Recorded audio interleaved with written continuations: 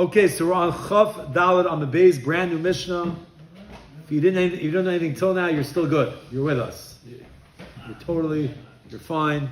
You'll be able to manage as long as you know what a sukkah is. Yeah. So the Mishnah says as follows: if somebody makes his sukkah between the trees, amongst the trees, we have a picture. You take a look on the back for this.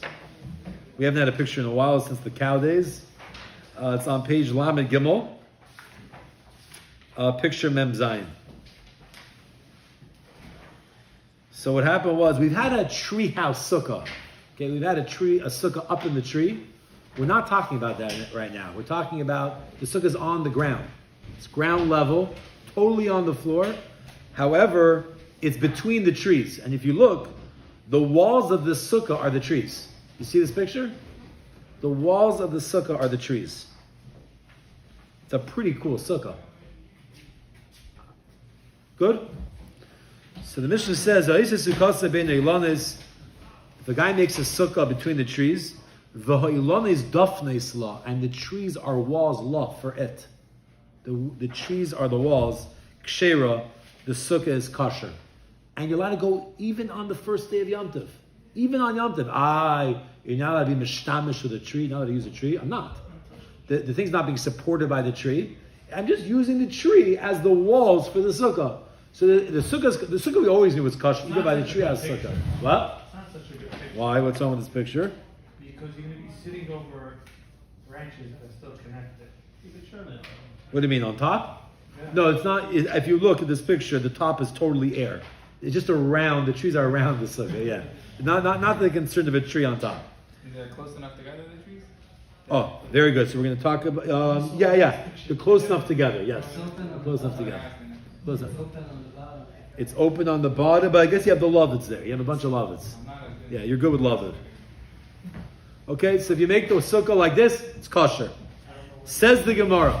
Okay, Amar of Acha Bar Yaakov. Acha Bar Yaakov said a statement. Kol mechitza she'eni yechel alamei bruach mitzuya. Any mechitza, any wall that's not able to withstand a ruach mitzuya, common wind, eina mechitza is not a good wall. Any wall that cannot withstand a typical wind is not a good wall. Now, I don't have something. We already spoke about this once before. Chalkas Rabbi Akiva and about the ship. Very good. We spoke about this. So what's this Amira? What? He's saying any wall. Oh, any wall. He was saying not Hilchos Sukkah. That's true. He's not saying a sukkah did. He's saying any wall that moves. You're right. It's true. It's a little bit more broader. However, what he's also adding in, it is the chiddush of this Gemara. It's very important. His point is, when we say it can't withstand a common wind, we're not talking about it breaking. That really Rabbi Akiva spoke about. It moves. It shakes. You have a shaking wall. Any wall, forget about the fact if the wind would uproot it. Let's say it wouldn't. We're not talking about where it uprooted. Even more than that, it's going to stay in place, but it's a type of wall that it moves with the wind, a typical wind. Obviously, if a huge wind, even the regular walls of these houses, start shaking. You're a howling wind in Manchester. I feel like your house is going to fly away. What? Okay, so we'll talk about. They have lovet straps. They're very tight. If you use a bingo sukkah, no, but you have the straps that make it very tight. All you need is 10 tefachim. Once you have 10 tefachim with lovets in between, and you have it extremely tight, so if it's super tight, that it wouldn't move with an average wind. So therefore, you could use the rest of you're not using the bingo sukkah, you're not using the walls as your walls technically. You're just doing it for privacy. So any wall that moves in wind, typical wind, is not have the status of a wall. This is Rav Acha Bar Yaakov's line, and the Gemara is going to spend many times questioning him, and the Gemara is going to say the exact same answer for I think every single question. So here we go. It says the Gemara, and this is why it comes up by here, because the Gemara is going to ask from our Mishnah. It says the Gemara, Tnan, we learned in the Mishnah, whenever there's two nuns, it's a Mishnah, and it's referring to our Mishnah. The Mishnah says, if somebody makes his sukkah between the trees, and the trees are walls for it, kshera, sukkah is kosher.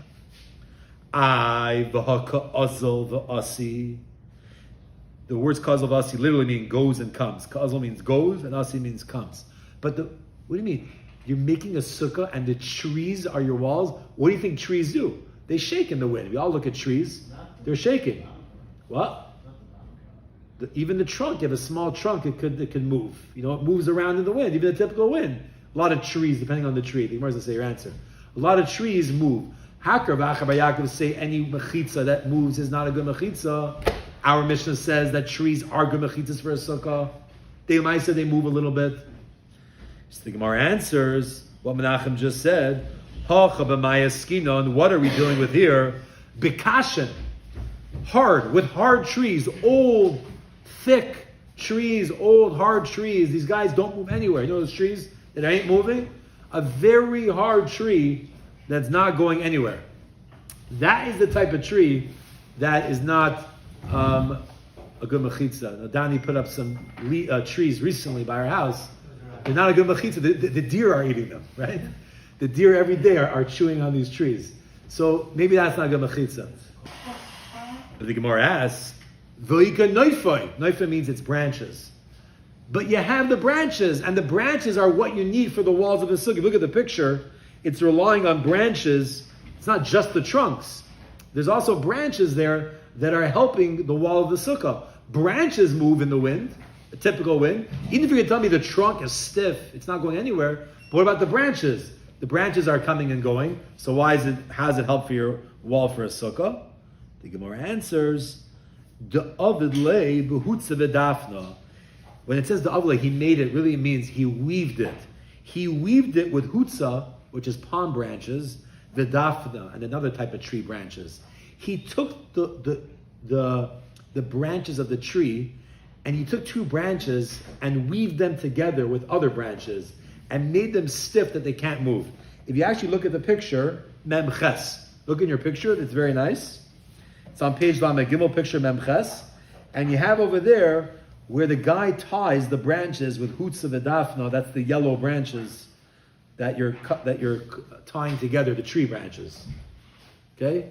Therefore, there's a very stiff wall. The trunks aren't going anywhere, the branches aren't going anywhere, and Rav Acha bar Yaakov is good. But the Gemara asks, Ihachi, if so, that the case is hard trees, and you weaved it with branches. Ma'ila memra. What are you coming to tell us? What's the chiddush of our Mishnah? If everything is so perfect, what's the chiddush? That the trees are walls? Why not? Why can't trees be walls of the sukkah? You don't need any specific material. What's wrong with trees? You can use animals. We just spoke about the Gemara before. So what's wrong with it with trees? The Gemara says, Mahu detema. You might have said, Nigzar. We should make a gzeira. Dilma asi lishtemushe be'ilan. If your walls of your sukkah are a tree, you might come to use a tree on Shabbos or Yom Tov. How are you going to use it? You're going to take kalim, pots, pans. Hey, this is a nice branch to put this on. And you might put something on let's say your jacket. You're schwitzing in the sukkah. You want to take off your jacket. The walls of your sukkah are branches. Great place to hang a jacket. You're not allowed to be mishtamish with the ilan because you might come to break a branch. It's nisa d'rabbanan. So could be Chazal would make a gzeira. You cannot even have as walls for your sukkah a tree. Kamash Malon, the Gemara says, no. The Mishnah comes to tell us we're not concerned for this, and that's why it's good. So there's no question from the Mishnah on Rav Acha bar Yaakov, and our Mishnah is teaching us hard, stiff trees could be walls for a sukkah, and we're not nervous that you might come to use the trees to hold your kalim, which would be a problem of Hilchas Shabbos, Hilchas Yom Tov. Why do we need to come up to Chutz V'Dafna? Because if you don't have the Hutza V'Dafna, although the trunk might not be moving, the branches, which is also making a part of your wall. What? Why Dafna, Chutz V'Dafna? It's just something to use to weave. Yeah, just random. It could have used a rope. Yeah. I guess it's just a typical thing. I guess maybe they're growing nearby. I'm not sure. Gemara has another question, another proof against Rav Acha bar Yaakov. Says the Gemara, Tashma, come and listen. Here's a question. This is actually the sugya of Pasei Birois. We spoke about this. Pasei Birois is you have a well in a Rishus HaRabim, but the well itself is a Rishus HaYachid. So it's a problem. You're not allowed to take water from the well and bring it to the Rishus HaRabim. It's You're not allowed to do that. People used to travel, people used to come up to Yerushalayim for Yom Tov. They traveled very far throughout the whole Eretz Yisrael. They had a lot of animals, and they didn't have enough water to feed their animals. They needed a ton of water. So to start making a mechitza before Shabbos and Yom Tov, to make this whole thing into Rosh Hashanah, to allow you to take water and feed the animals, it's going to be impossible. Zal were lenient and said you can make these L-shaped at the four corners, L-shaped boards, and in that way you have a shtickle mechitza going on, and that will allow you to view it as the whole thing as Rosh Hashanah, to carry water from the well to your animals right outside.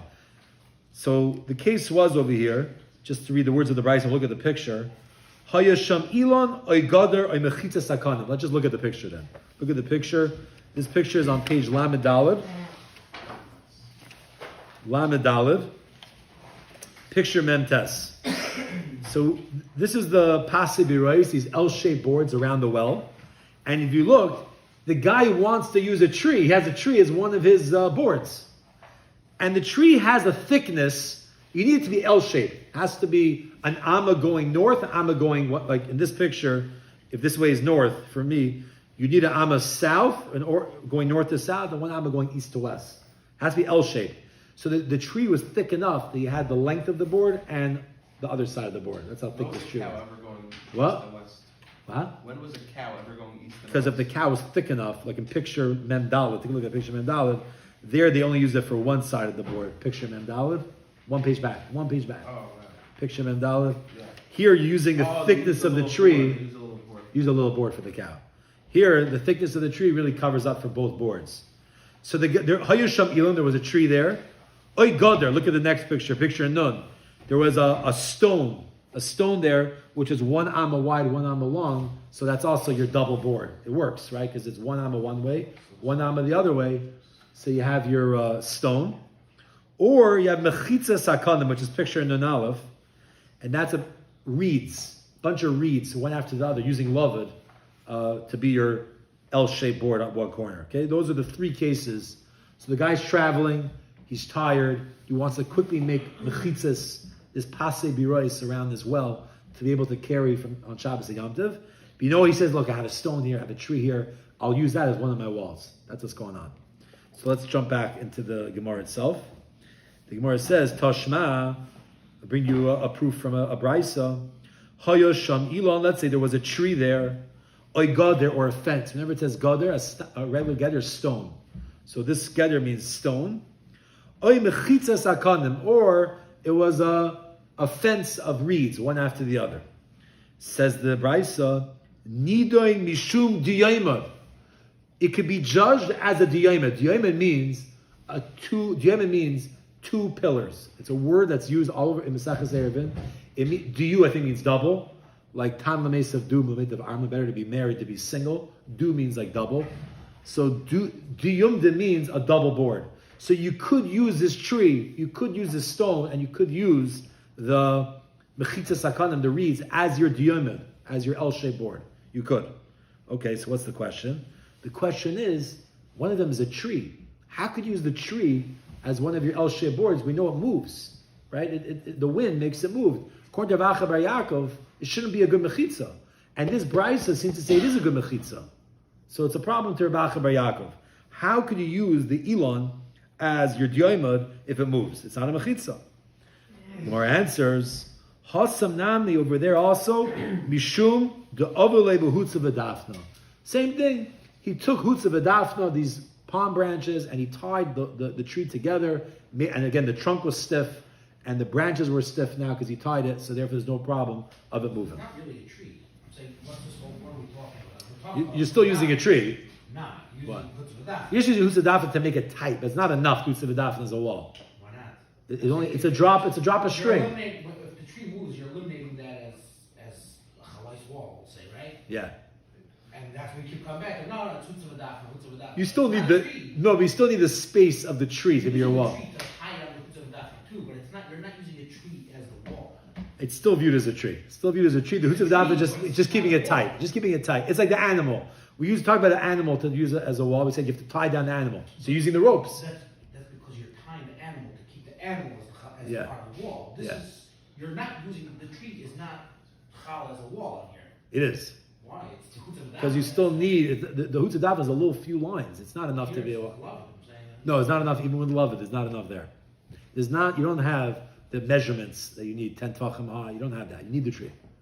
You need the tree to be the wall. So Hutz V'Dafna just supplementing the strength. Then why does Hutz V'Dafna help? The tree is still something that moves. It's not something that's. But once you tie it down, you tie it down. It doesn't make a difference. That's what you do. It doesn't have to be something that doesn't move. As long as you make it like that, that's fine. That's fine. The Gemara has another question. Toshma, come and listen to another. This is also a Bryce or a Mishnah, I'm not sure. It says like this. Elon ha-mesach al ha'aretz. Okay, this is a cool case. Take a look at the picture. This is on page Lamed Daled. Picture Nun Beis. This is a huge tree. You might find this in the country somewhere. Massive tree, very high branches, but they all droop. And they basically make like a circle. You could go under the tree. We spoke about here by the Navi Shir, that Devorah, she was a Neviah, she was a Shefetah, she judged. And how are you able to talk to her if there was Yichud? So it talked about that she judged under a tree where it was like shady enough that it was privacy, but it wasn't officially Yichud. I don't know if this is exactly it. We have this massive tree, and the branches are all coming out of the trunk at 10 tefachim high, and then drooping down all around in a circle. So it's an Elon ha-mesach. Mesach means covers al ha'aretz, over the ground. Okay, that's the picture. So what happened here? You have this Elon ha-mesach al ha'aretz, this tree that's covering over the ground. If the branches are not higher than 3 tvachim from the ground, which means as they get lower, they're still within 3 tvachim from the ground. The halacha is metaltalin tachtav. You could carry underneath this tree, even though Shabbos and Yom Tov you're not allowed to carry in your Shus Harabim. However, the tree and using the branches that come out of the trunk are a mechitza that allows you to carry underneath this tree. You could totally carry. It's like your own little house over here, right? It's covered all around, even if it doesn't reach the ground totally. But using lavid, as long as it reaches within 3 tvachim from the ground. So what's the kasha? The obvious kasha is, how could you use the branches of the tree to be a wall around this place to allow you to carry? They move, right? They move in the wind. And Rav Acha bar Yaakov said, anything that moves in the wind is not a mechitza. So the Gemara brings out the kasha, amai, haka azal v'asi, it's moving back and forth. How are you able to do it? So the Gemara answers, hasanami davlei b'hutza v'dafna. Same thing. Over there also we're talking about where he weaved it together with hutza v'dafna, and therefore nothing's moving, and that's why he's able to carry it underneath the tree. Okay, now here's where it gets a little complicated. So the Gemara asks, Ihachi, this is true, that you have this tree covering the entire area, and it's not moving, and it's staying solid over there. Ihachi netalta bekule. You should be allowed to carry an entire area. I don't care how big this tree is. It can be miles and miles and miles. Once it's fully covered all around, you should be able to carry into the entire thing. Okay, maybe you could. Who said you can't? Says the Gemara, Alama Amar Huna Breid Rav Yeshua. Why does the Huna Breid Rav Yeshua say, Ein metaltalun boy ella beisasayim? You're not allowed to carry in it only up to a beisasayim. Only if it's as big as 2 sa'as. It can't be more than 2 sa'. Okay, what does that mean? What does that mean? So we'll just talk about this one thing and then we'll stop here. There's a concept in Hilchas Erevin. We know there's a Rishus Harabim, and we know there's something called a Rishus HaYachid. Okay? Now, Rishus HaYachid is anything that has it's 4 tefachim, but you have a certain area of 4 tefachim, and you have mechitzas around it that are 10 tefachim. You have that, you're in Rishus HaYachid. Let's say you have a Rishus HaYachid, which is massive. I don't know, let's say you have this like huge yard or warehouse area, outdoor. You have mechitzas all around, massive. So is the whole thing a Rishus HaYachid? Yeah, technically that whole thing is Rishus HaYachid. Came along Chazal, and Chazal said no. If it's not hukuf l'dira, if it's not hukuf, which means put a fence around it for dira purposes, for using it to live in, then we don't view it as a Rishus HaYachid. It's more similar to Rishus Harabim. I understand. You have your mechitzas, it's fully surrounded. At the end of the day, this place is huge, huge empty field, this huge park. How can you tell me this is Rishus HaYachid? Even if you own it. And therefore, if it's not hukuf l'dira, if it wasn't covered to live in it, just for storage or just to play in there, whatever it is, then it does not have a din of Rishus HaYachid midrabanan. And the Rabbanan gave it the status of a karmelis. A karmelis is something that's not a Rishus Harabim, not a Rishus HaYachid, but Chazal say you still can't carry because it's like similar to Rishus Harabim. They don't want you to carry in it. That's what they said. So you're not allowed to carry in a place that's huge, even though it's officially Rosh Hashanah. How big? Let's say you have a little garden. Okay, carry in there. That you could do.